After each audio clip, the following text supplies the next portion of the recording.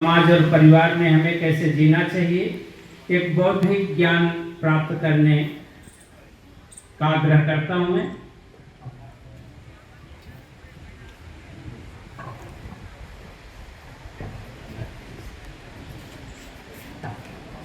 भारत माता की, भारत माता की, वंदे वंदे। अब ओपी सर ने जैसा हम लोग का परिचय करवाया है, तो संघ परिवार से तो हम लोग हैं ही सही, लेकिन हम ओपी ग्रुप परिवार से भी हैं। तो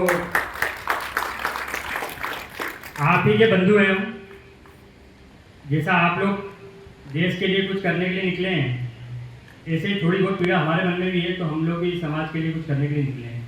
तो हम अलग नहीं हैं, हम एक ही दिशा में चलने वाले सहयात्री हैं।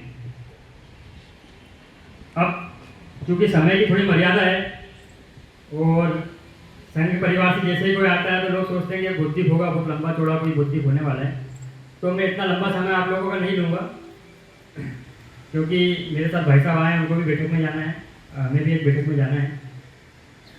लेकिन मैं एक बात जरूर कहूँगा यहाँ पे कि हम सब हिंदू हैं, सनातन संस्कृति को मानने वाले हैं। तो हमारे बारे में कहा जाता है कि जो हिंदू धर्म है वो हिंदू धर्म नहीं है, वो क्या है, वो एक जीवन पद्धति है। हम लोग प्रकृति पूजक समाज हैं, प्रकृति की उपासना करते हैं।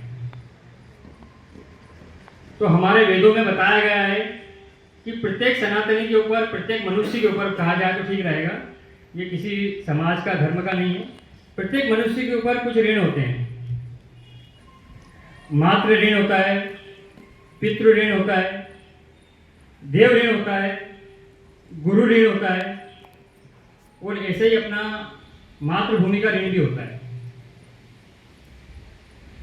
हम लोग जब अपने माता पिता की सेवा करते हैं, जब अपनी माता की सेवा करते हैं, पिता की सेवा करते हैं, जब वंश अपना आगे बढ़ाते हैं, तब हम अपने माता पिता के ऋण से मुक्त होते हैं।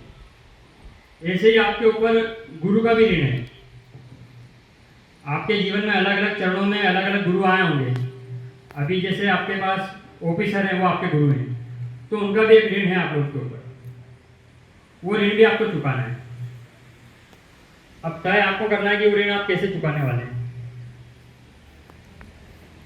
इसी प्रकार से इस मातृभूमि का ऋण भी हम लोग के ऊपर होता है। हम हमेशा हमारी भारत माता से कुछ ना कुछ लेते रहते हैं, है ना। हम जो अनाज खा रहे हैं वो भी इस मातृभूमि से ही हमको मिलता है। हम जो पानी पी रहे हैं ये भी हमारे को इस मातृभूमि ने ही दिया है। और हम वापस क्या दे रहे हैं, इसके बारे में हमको सोचना पड़ेगा।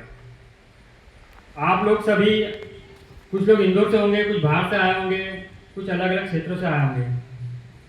तो ये इंदौर और इसके आसपास का जो क्षेत्र है वो मालवा का क्षेत्र कहलाता है। ये मालवा की भूमि है, और ये मालवा की भूमि, यहाँ पे कहा जाता है डग डग रोटी पक पक नीर, ऐसी भूमि है। यहाँ पे पक पक पे पानी मिलता था, लेकिन अभी जो हम देख रहे हैं, कई सालों बाद ऐसा हुआ है कि गर्मी में मालवा की भूमि इतनी तपी हो। ऐसा क्यों हुआ? तो इसका भी चिंतन करने की आवश्यकता है कि हमने देखा कि कई पेड़ काट दिए गए हैं, जगह जगह बोरिंग हो रहे हैं, जमीन से पानी निकाला जा रहा है, लेकिन उस पानी का पुनर्भरण की कोई व्यवस्था नहीं की जा रही। तो हमको ये देखना होगा कि ये हमारी जो प्रकृति है, ये हमारी मातृभूमि है, ये हम बंजर तो नहीं बनाते जा रहे हैं। तो कई बार हम जो काम करते हैं, तो हमारा जब ये चिंतन आपके बीच में आता है, तो हम लोग एक सामान्य से सोच लेते हैं कि ये काम सरकारों का है, ये काम तो नगर निगम करेगी, ये काम तो पार्षद को करना है, ये काम तो विधायक को करना है। इस प्रकार की सोच हमारे बीच में आ जाती है। लेकिन आप सभी ने देखा होगा कि जब व्यक्ति एक संकल्प ले लेता है तो किस प्रकार से बड़े बड़े काम खड़े हो जाते हैं। आप सभी ने माउंटेन मैन नाम सुना है? कितने लोगों ने सुना है? क्या नाम था उनका? दशरथ मांझी। क्या किया था दशरथ मांझी ने, आपको पता है? तो वो एक व्यक्ति का संकल्प था। वो सरकारों के भरोसे नहीं बैठे कि सरकार आएगी, रास्ता बनाएगी, फिर हमारे गांव को रास्ता मिलेगा। सिर्फ एक व्यक्ति का संकल्प होता है तो चीजें परिवर्तित होने लगती हैं। यहाँ पे आपके सामने साक्षात उदाहरण के रूप में ओपी सर खड़े हैं। ये भी कोई सरकारों के भरोसे, संस्थाओं के भरोसे नहीं बैठे हैं क्या? खुद से प्रेरणा ली और काम शुरू कर दिया, और आज उसका परिणाम आप लोगों के रूप में सामने है हमारे।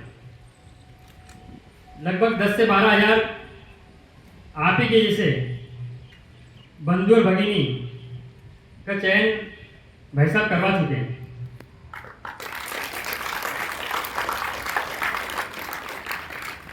ये कोई छोटा प्रयास था क्या? सरकारें भी कई बार मिलकर इस स्तर पर प्रयास नहीं कर सकती है जितना कि भाई साहब ने करा। तो इस प्रकृति को जब देने की बारी आएगी तो हम भी ऐसा ना करें कि सरकारें करेंगी। ये हमारी मातृभूमि है, ये हमारी माँ है। इसकी रक्षा करना, इसकी सुरक्षा करना काम तो आप करोगे सही। आगे जब क्या आपका चयन होगा, आप में से कुछ लोग होंगे पुलिस में जाएंगे, कुछ आर्म फोर्सेस में जाएंगे, तो वो तो आपका कार्य है ही, लेकिन अपनी मातृभूमि को सजाने और संवारने का काम भी हमारा ही है।